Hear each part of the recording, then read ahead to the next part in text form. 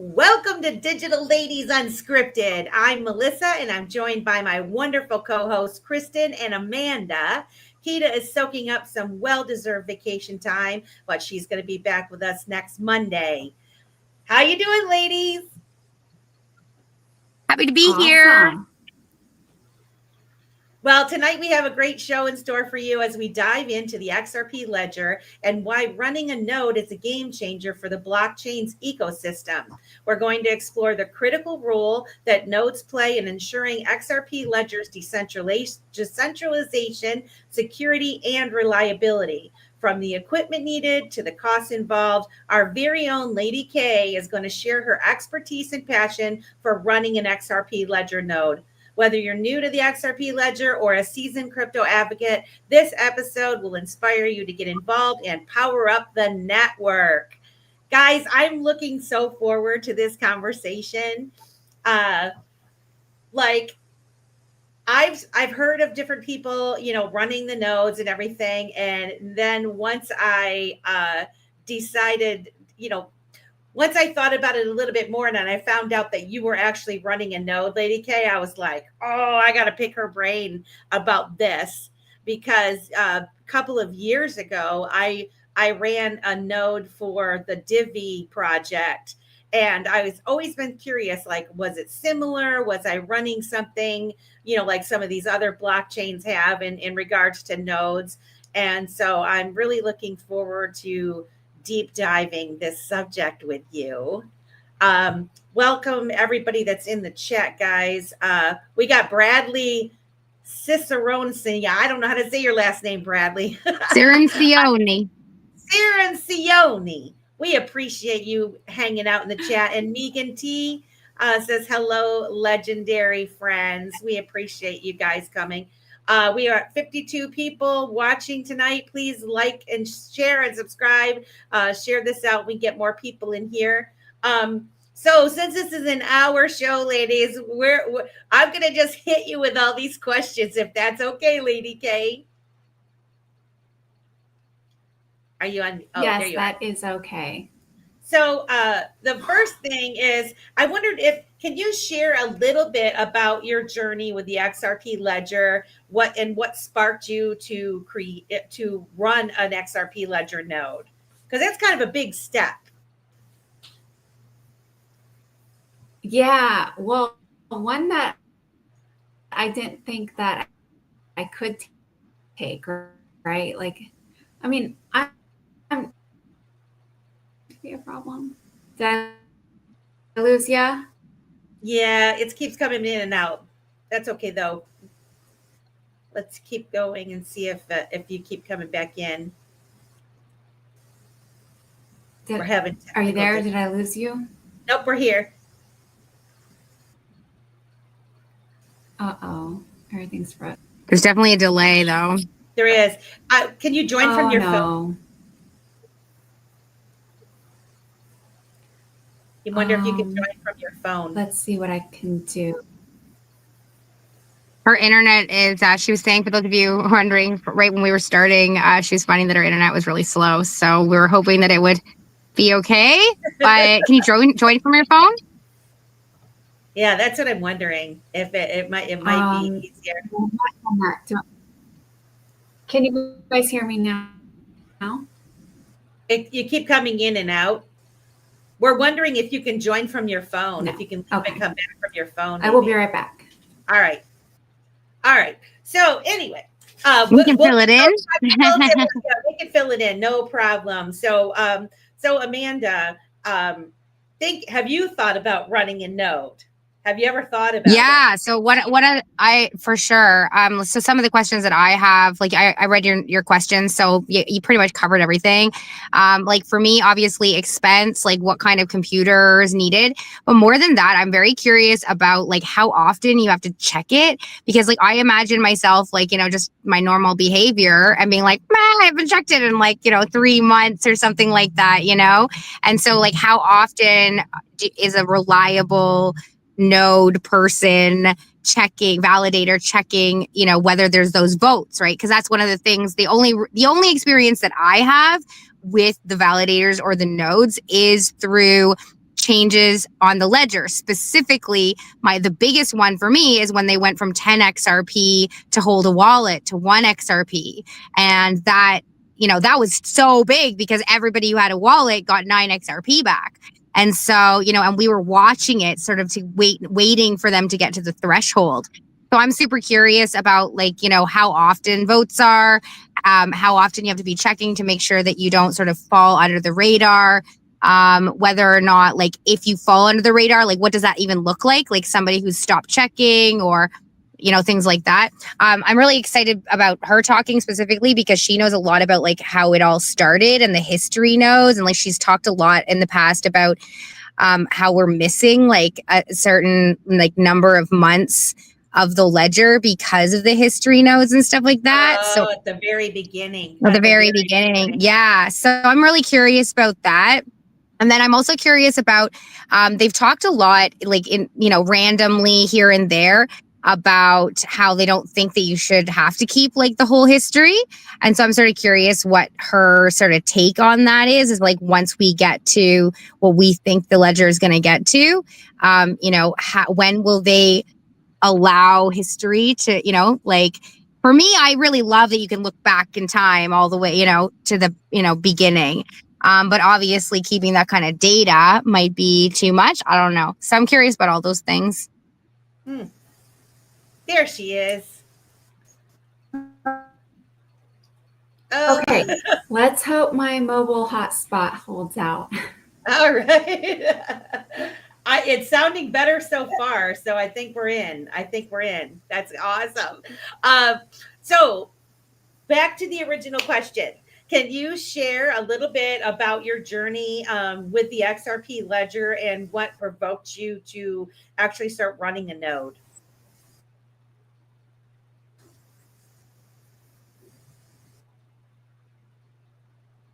Nope. It's gonna be one of those days, man. It's gonna be one of those days. It is gonna be one of those days. I think she's gonna have to come back from her phone. If you can message her in the background and say try to come back with her phone. So I did pull up some notes, and here's some things that I learned about running an XRP Ledger node, and why it's important. And what I discovered is that it contributes to the network's functionality, security, and decentralization. In a decentralized blockchain, the strength of it relies on a diverse network of independent nodes. And so if you're running a node, you're going to help ensure that no single entity controls the network.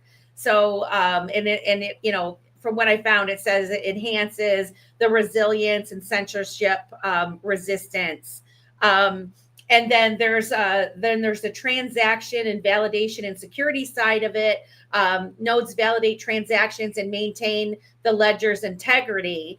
And so running a node allows you to independently verify transactions and ledger data without relying on third-party nodes, which also improves the security and trustlessness of that. Is she back yet? Nope, not yet. And then it offers you direct access to the ledger data.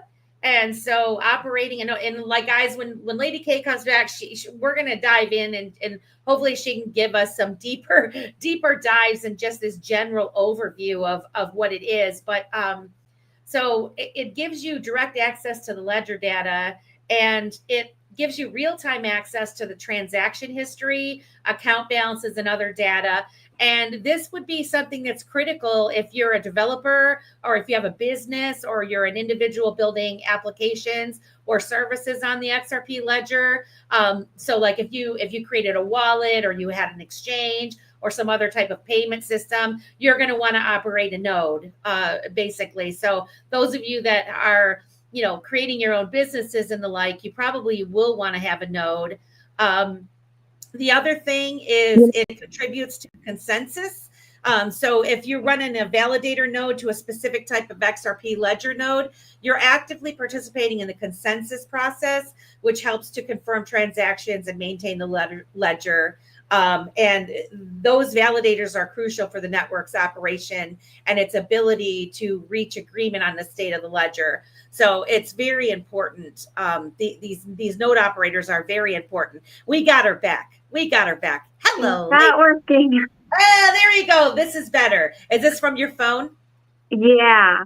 Fantastic. Yeah, which I've never connected with my phone before, so I wasn't even sure, Well, it's working beautifully. And you're like Mike TV. Am I coming in clear from Willy Wonka and the Chocolate Factory? So, Lady K, please share us a little bit about yourself, your journey in the XRP Ledger, and what provoked you to start running an XRP Ledger node. Well, I always thought that was cool of people to do. And I'm not technically challenged, but that I didn't go to school either for it, right? So I didn't think I could ever run a node. I thought that would be way above my head. And then, but I learned a lot, and I went through that XRPL boot camp, and it had me coding and doing all kinds of things I never thought I would do. And then at the very end, it was start a validator. And I was like, oh my gosh, it's going to walk me through setting up a validator. I could totally do this because I just walked through everything else, building a wallet and all that. So I said, okay, I'm going to do it. But I had to get the computer first. So I got the equipment and then went through that course and set it up. And now I'm running a validator. Man. So I just kind of went over a little bit of an overview. I got kind of halfway through. But for our audience that are new to blockchain, can you explain in simple terms what an XRP Ledger node even is and why it's a big deal? Why you should be running one, if you can. So it's node or validator. You're running the Ripple D software. The Ripple D software, is the submission node, right? That's your gateway in. It connects to the blockchain, the network, and it submits transactions and it queries the ledger. A validator does all that, plus participates in consensus. And so it's basically just running the software that keeps the transactions flowing to the ledger, and also the consensus process is what confirms the transactions to go through. And so which kind of node are you running? I'm running a validator. A validator node. Okay. Mm-hmm. And in your opinion, why do you think it's so important to the Ledger's ecosystem for more people to be running say validator nodes like yourself? It's important to have gateways into the network, and for submission nodes, and it's important for there to be validators to confirm the transactions. Now, on the XRP Ledger that, there's validators and then there's the UNL, right? And the UNL is the most trusted validator. So the network only listens to the UNL. But even if you start out as a validator, you can certainly prove that you can run it. They can see your stats and how you're running it, and, work your way up to a validator or a UNL, right? If something happens to somebody on the UNL, they're going to have to bring somebody up. So I think it's important for people to do that, so that there is how do you say it? A pool to pull from when needed. Mm-hmm. So a UNL, is that a unified node ledger? What does UNL stand for? Oh, it's called Unique Node List. Unique Node List. Yeah, and every validator and node chooses who they trust on the network. And so then the network takes the most trusted node and only listens to those nodes. Okay. All right. And how do you become UNL? From starting off as a validator to become that? What are the criteria? So that's the best thing about the XRP Ledger and its decentralization, because it's the participants that decide. So the people on my list and, Bet's list and Sugar's list and it looks at that and it takes the most trusted. So if I stop trusting a node and I take them off and other people do the same, that person will drop from the list. And if somebody new comes on and they're like, okay, I trust you, and people start adding you to their list, then that you work your way up to become the most trusted.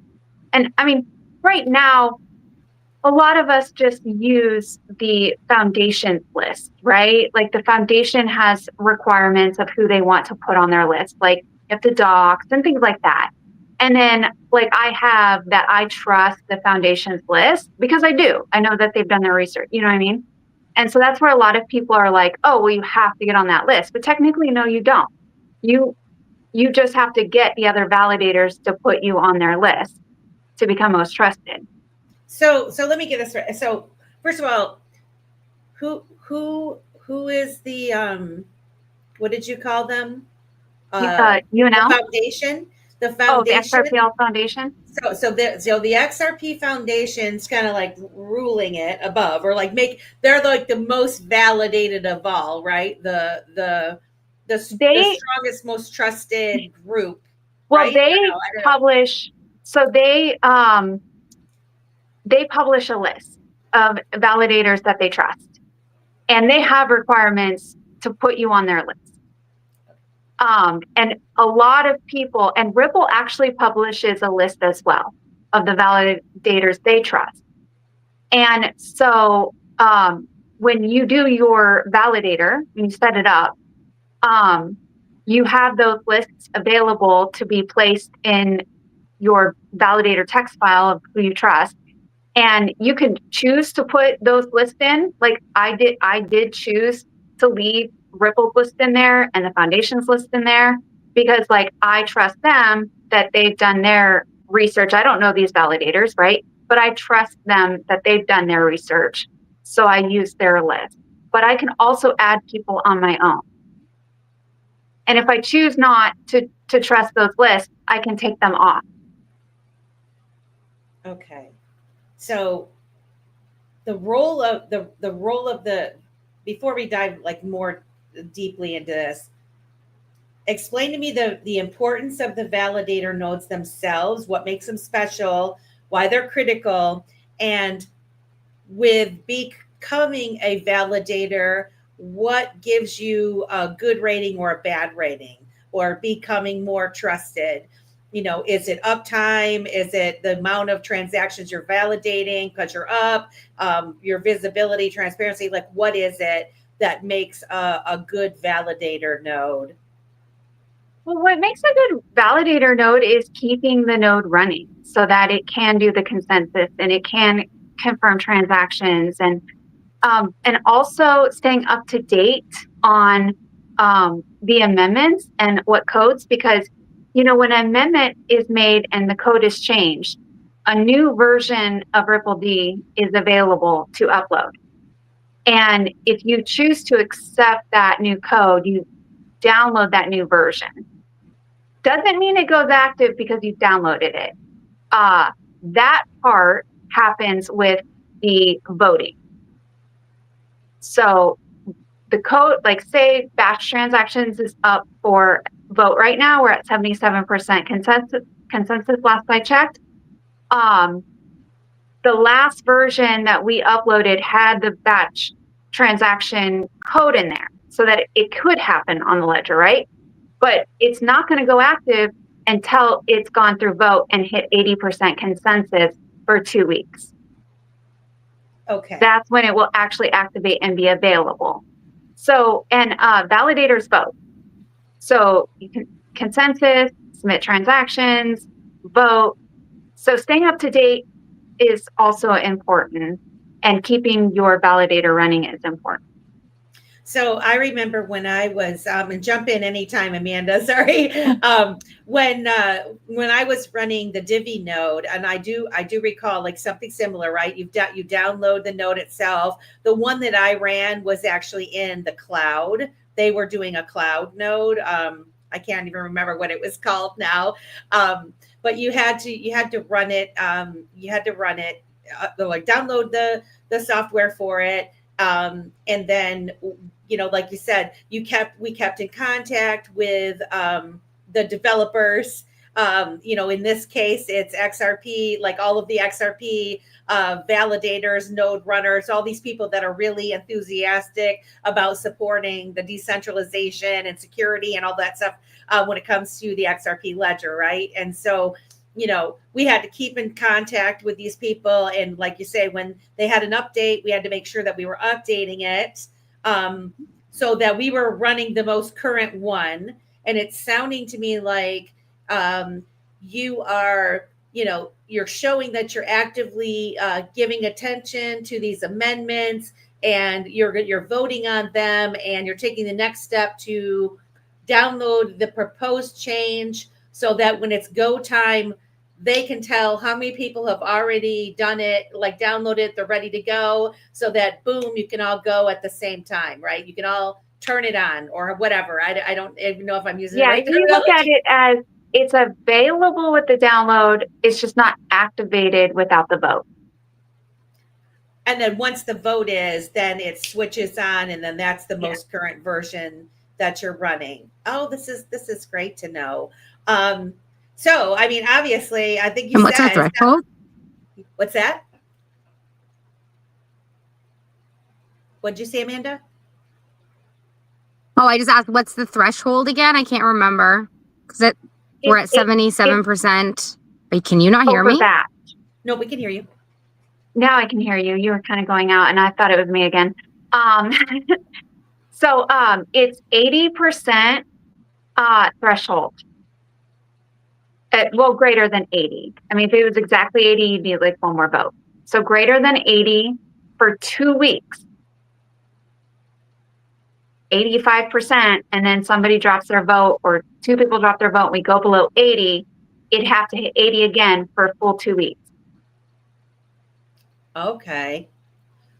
So this is kind of cool, because I see the conversations going on X, which, crypto Twitter, whatever you want to call it. There's always a lot of conversations going on when it comes to the amendments, and you see different people talking about the reason why they support it, others that don't support certain things, and then it seems like everyone's kind of coming to a consensus together publicly. Would you agree with that?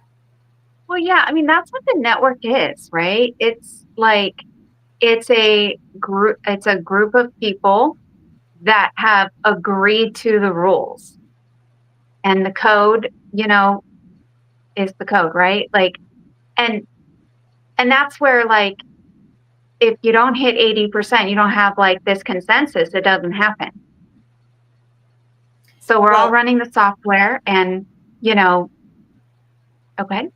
And you're not employed by Ripple, right? No. No. Right. So the reason I'm asking this is because, there's a lot of people out there that say, XRP is owned just by Ripple, and they're making all the decisions, and it's not decentralized, and all of this kind of stuff. And so you're a perfect person. Yeah. I call that 2017 narrative. Like, I mean, I can see where they were coming from in the beginning, because in the beginning, Ripple ran all the validators. In the beginning, Ripple published the UNL list that everyone listened to, right? Like, there was no foundation, none of that. So over time, Ripple has given up that control. Like, we have the foundation. They publish a list. You know what I mean? And actually now that, Ripple went from running all the validators to running one validator. So it was designed to be decentralized. In the beginning, that's, you can't just get a whole bunch of people to jump on board. Over time, that has played out like how it should have. Well, and this is the thing that I think a lot of people miss about XRP Ledger.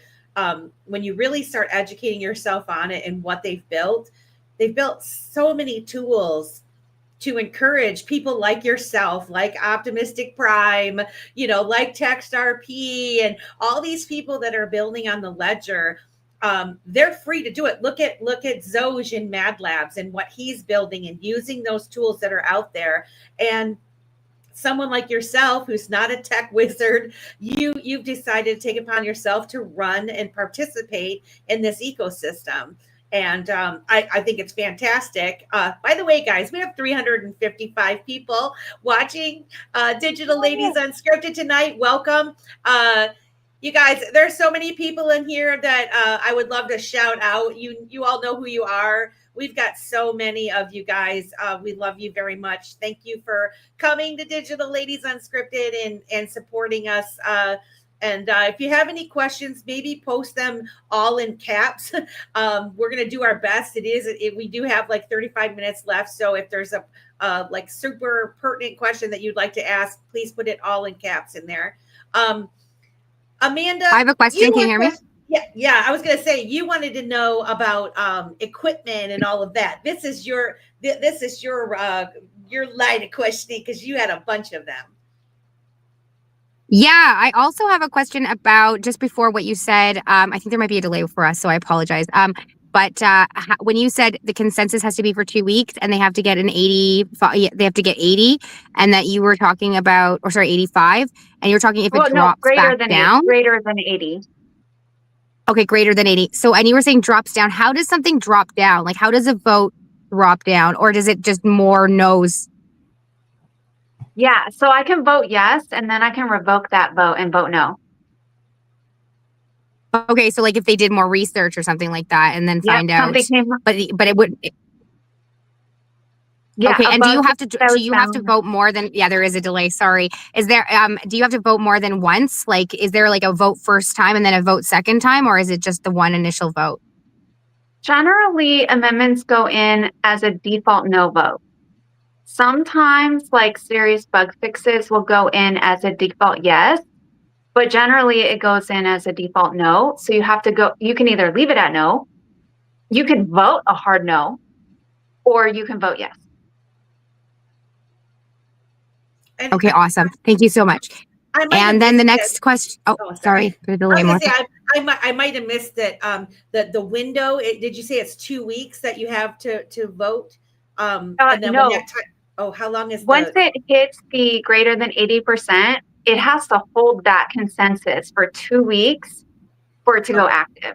And that's where, like, at week 1, if people start revoking their votes, then it drops down from consensus and the whole thing would have to start over again. This is what I also like about the decentralized part of this, is because, some of us might vote yes because our instinct and what we know, and there are certain things that some of us didn't think about, right? And then someone else brings about really good points and says, yeah, but what about this, and this? You're forgetting about it. And so the person's like, oh yeah, maybe I should change my vote until I'm completely clear.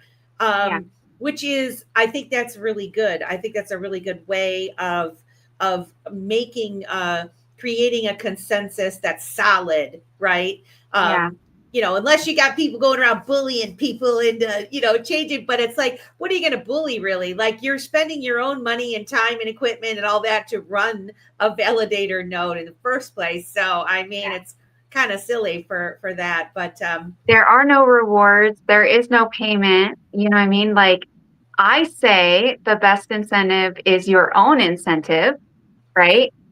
And and that's why, like, being a good validator is being active and participate in these conversations and know what's going on. Because if you don't, and you're just downloading code and voting for things or not, which, I mean, if you don't do it, it's just as bad, right? Because then we don't have a network that's working like it should. So yeah. Amanda, go ahead with all your equipment questions. Yeah, I'm just curious about, what kind of computer, when you said you had to buy a computer, what that looked like. When you talked about one of the things is to keep it online, what that looks like, what voting looks like in terms of, is it a separate computer? Can you run it on your own computer? Just what the equipment in the background is, and then energy costs. Okay, so, Melissa, I sent you a link, XRPL org documentation that has the minimum requirement.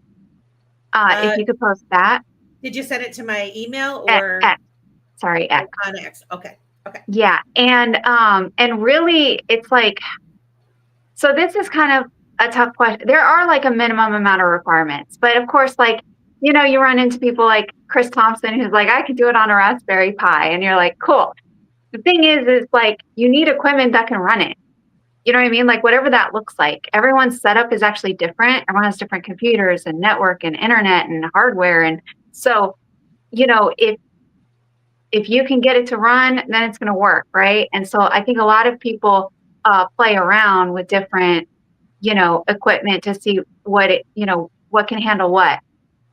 I specifically got a mini Sporum computer, a mini computer, because they are energy efficient. I'm going to have to pay the electricity bill for a computer running 24/7. I wanted to minimize that cost. I'm not getting paid, right?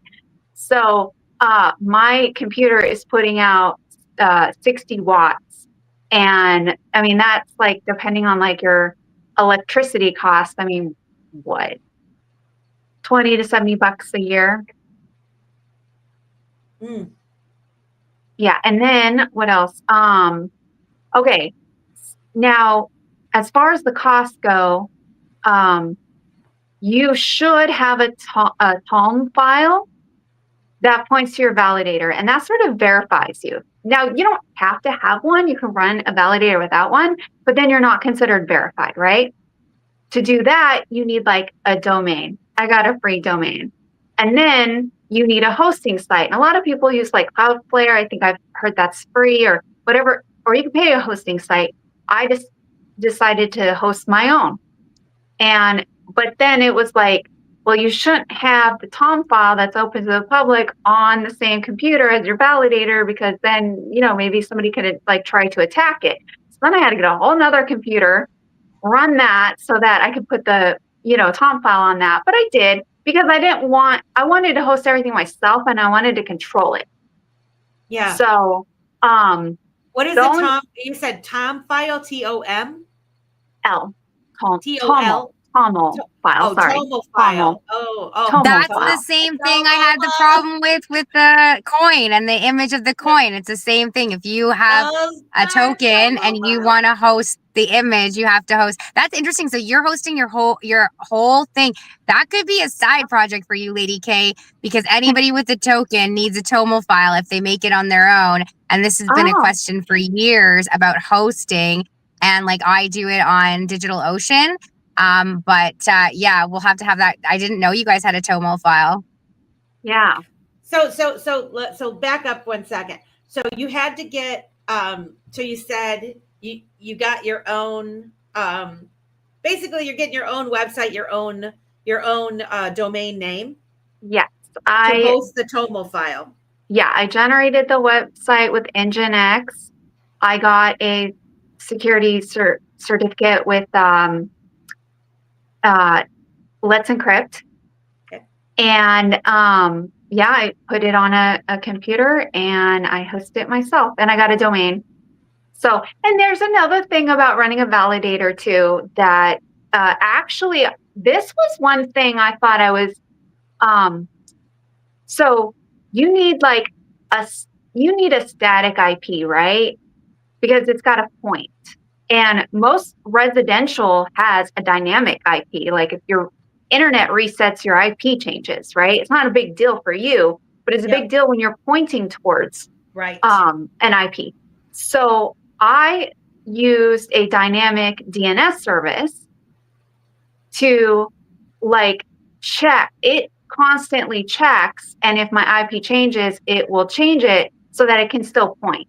The only other way to get one was like go business internet, and that was like way too much money. Like I did everything I could to minimize my costs. Okay, so to actually have a static, it's more expensive because it's like a dedicated business line, right? I remember that back when we were when we were doing Vita Broadcast Network and thinking about hosting our own shows and our own materials and all of that, hosting a website and, needing one of those, the static business stable, that makes sense to me. And really downloading the Ripple D software and running that was like the easiest part. That took like 5 minutes. It was setting up my environment to run it that took me like a week. And I outlined this on Twitter. You can find the thread. I remember it.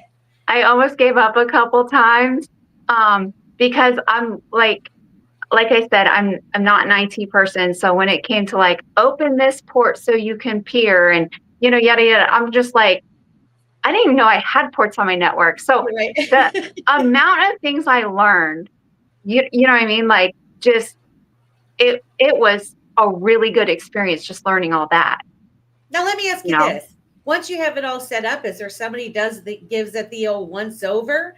To make sure that you're a secured node, like a secured environment running this software.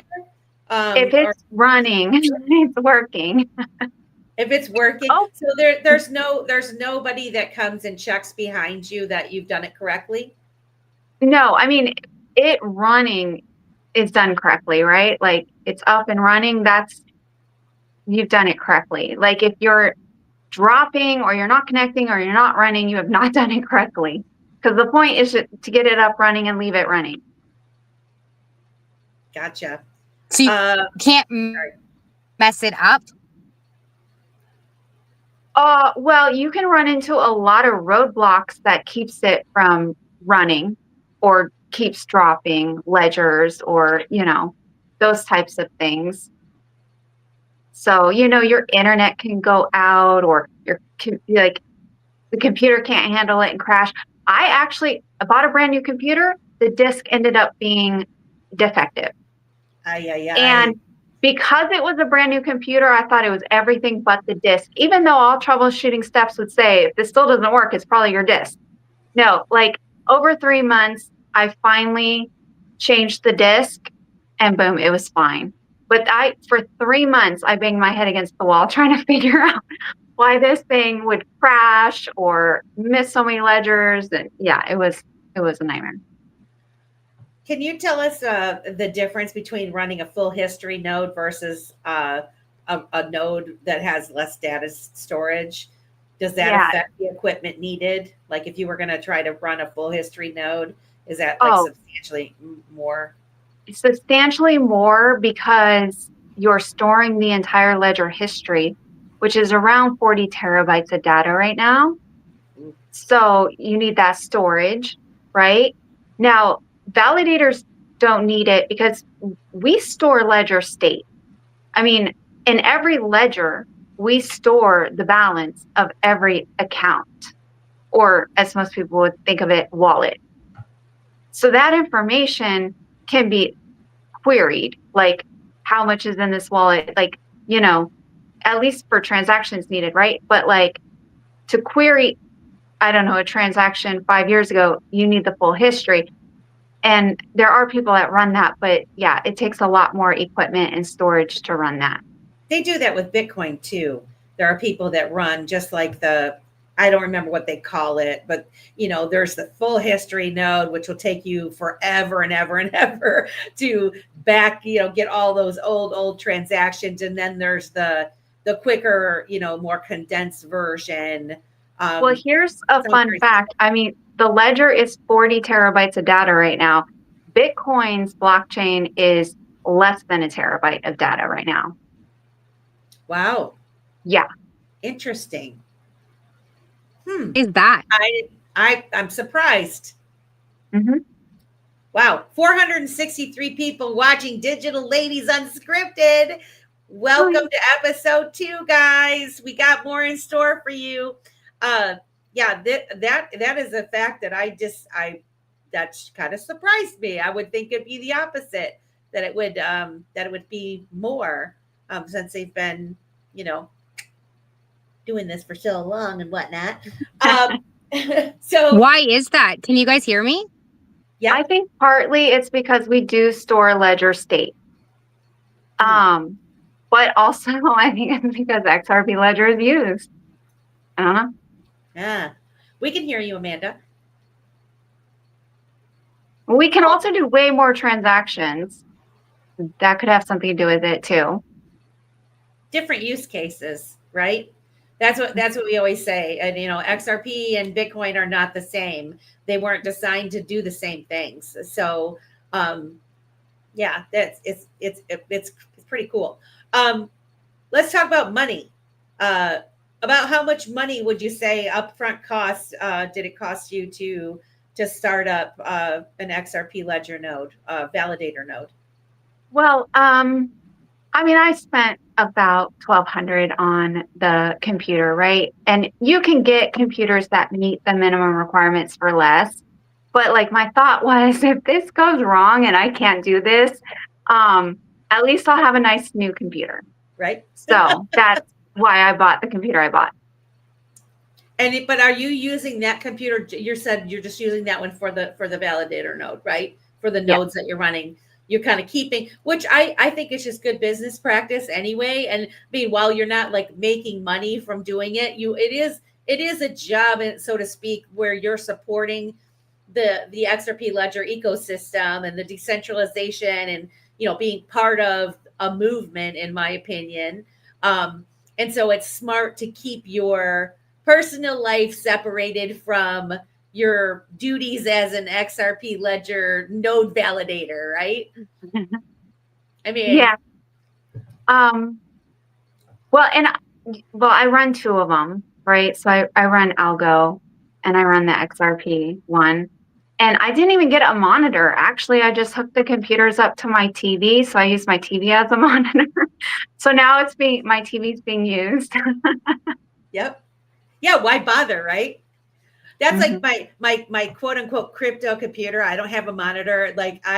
It's kind of a pain in the butt, but whenever I want to check it or whatever, like I dust it off, plug it in, connect the other monitor to it so I can see it. But other than that, it's just a shell. Like it's just sitting there with nothing. So, what about, well, you did kind of touch a little bit. You asked her, didn't you, about electricity costs, Amanda? Yes. Was it, I didn't catch it. Was it a good increase in electricity or not really? It's probably like around $50 a year. Oh, nothing. Yeah. But that's why I got the mini Sporum computer too, because that's very energy efficient. So like, it's just going to depend on how many watts the computer puts out when it runs it. How many hours do you think you're spending educating yourself, keeping up with the community to be a responsible node validator, in terms of keeping up with all the terms and the proposals and why we're doing this and why, how long, how many hours do you think you're spending?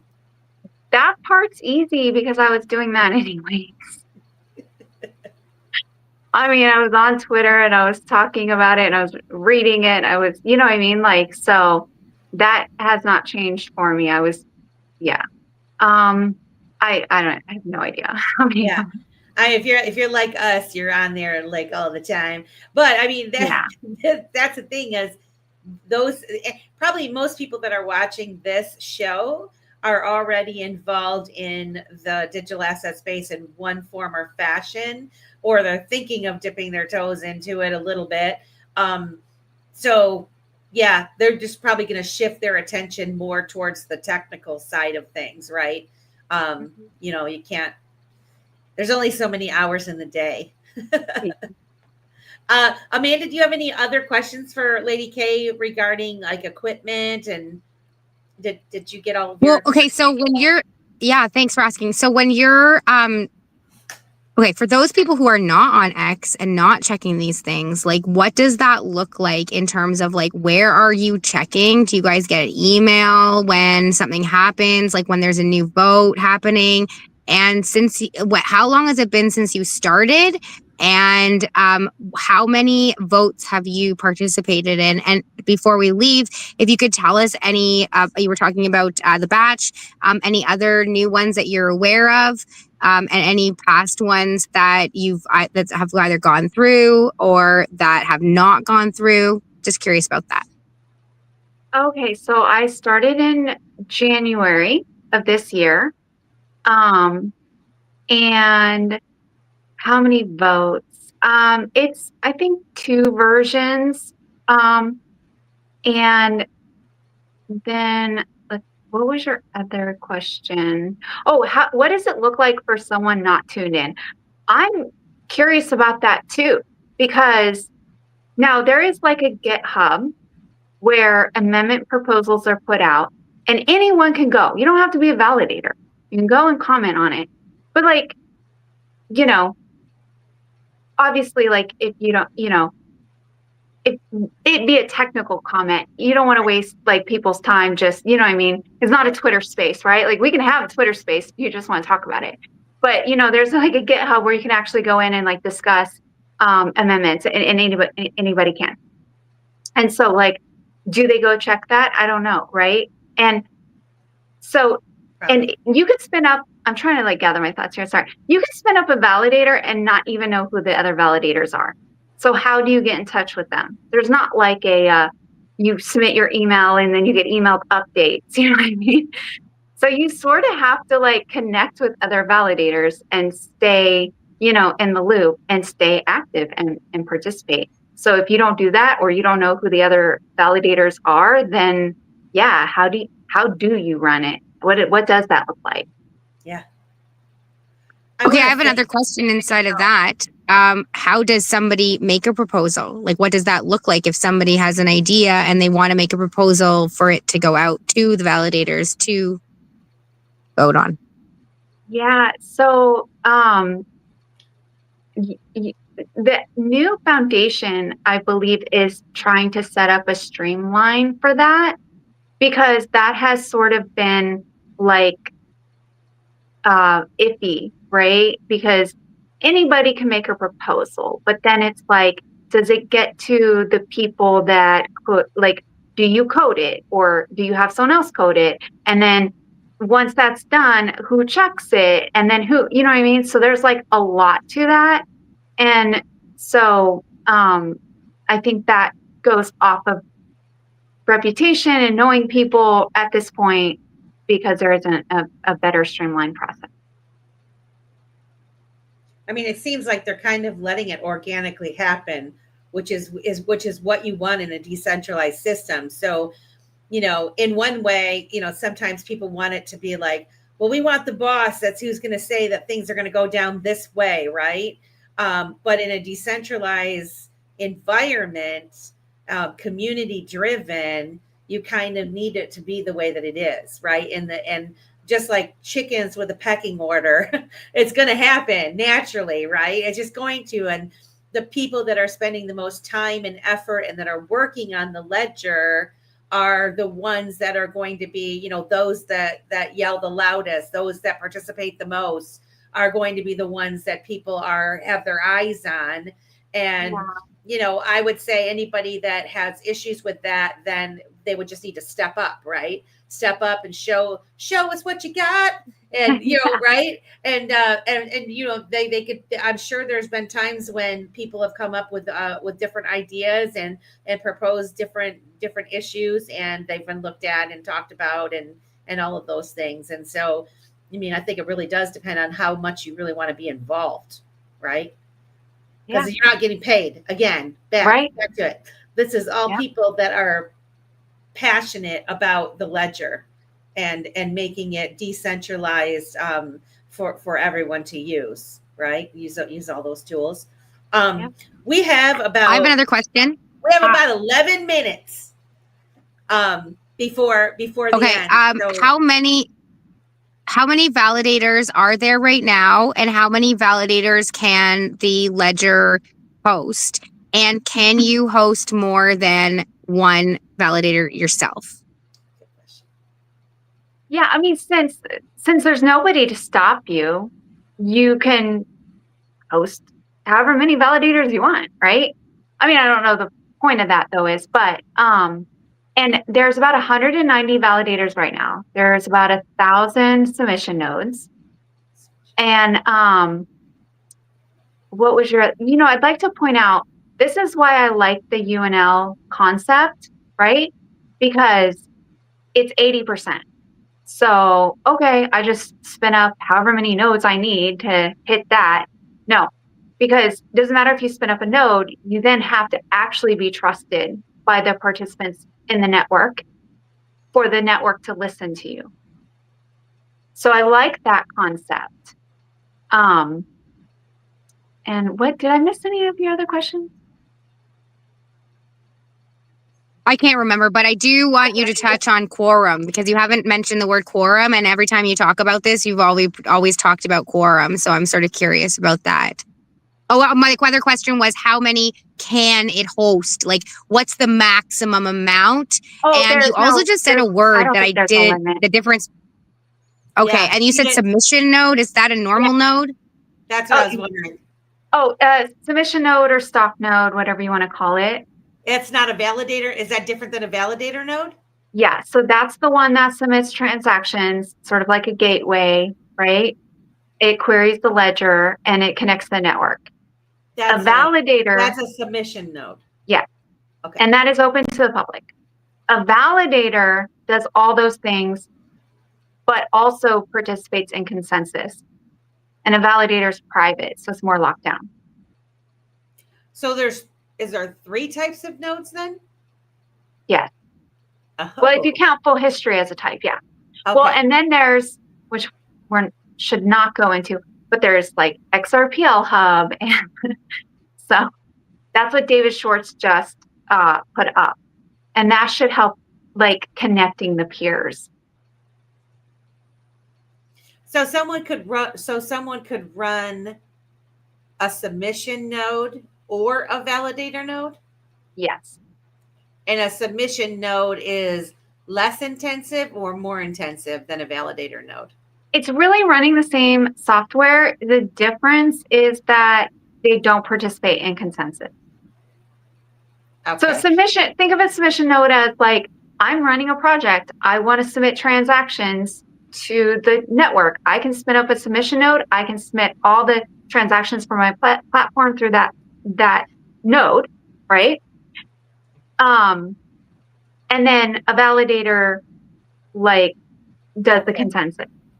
This brings me to my next question was, for businesses or developers, is running a node cost effective compared to relying on third-party services? So if you do have your own business and you want to get the transactions, it sounds like it might be smart for you to at least have a submission node, right? Right.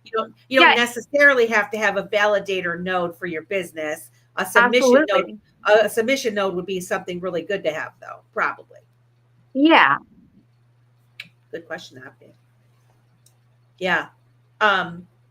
Okay. Yeah, because I'm just seeing like as this all expands, with people bringing their businesses on chain and processing their own I mean, that's in my dream world. That's what I see, right? Like Amanda's wandering footprint and people coming and, Amanda running a submission node, right? She doesn't need to be a validator. She could be a submission node and get those transactions. And then somebody else is the validator node for it or whatever. But she's still. I was actually thinking.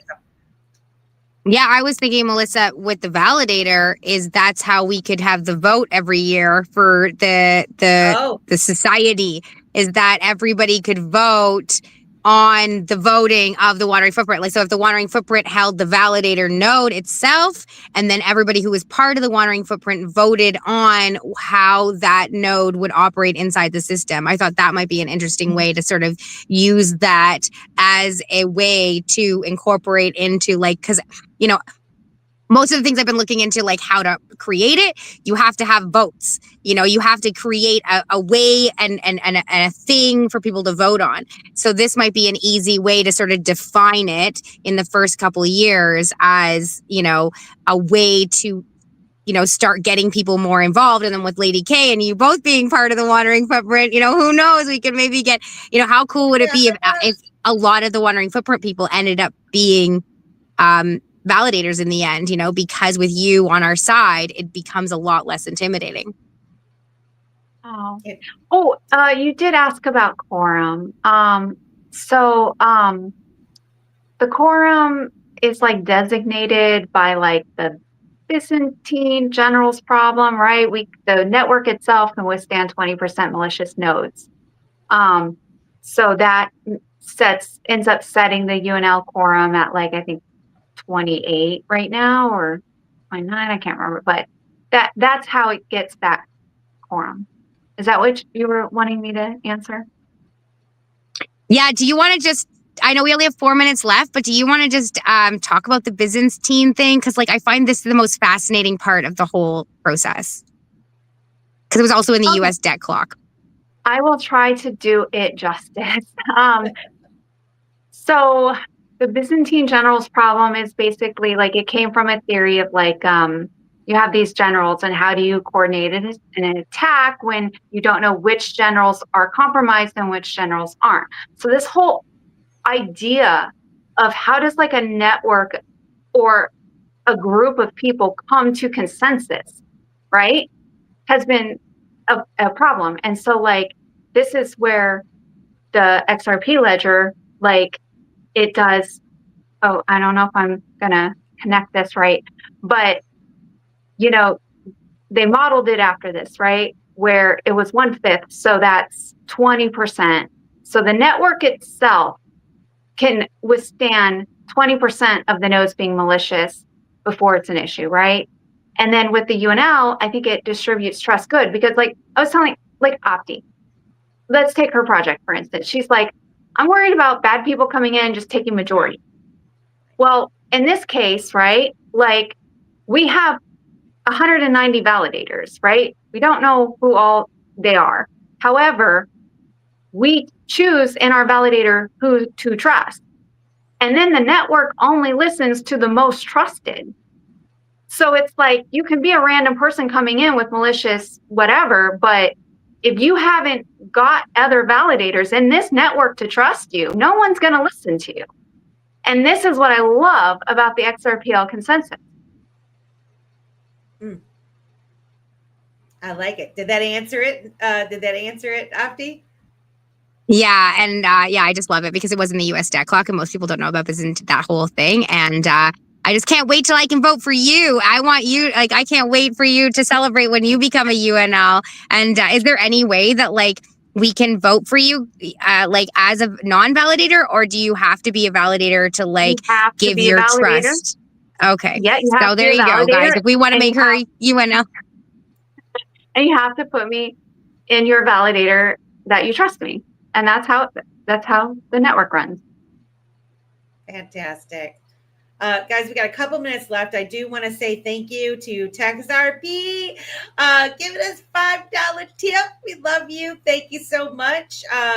And also XRP or XR Papa 777. It's got to be a shout out to Amanda for sure. And DC Crypto Tiger, Lady K, I've known your words for months, but today I finally see your smile, and it's even more beautiful than I imagined. Thank you so much, guys. That was very nice of you. Before we go, I'm trying to think of 2 questions. What's one thing you hope the audience takes away from this episode about why you should run an XRP Ledger node, and any final words of encouragement for someone who's wanting to do so?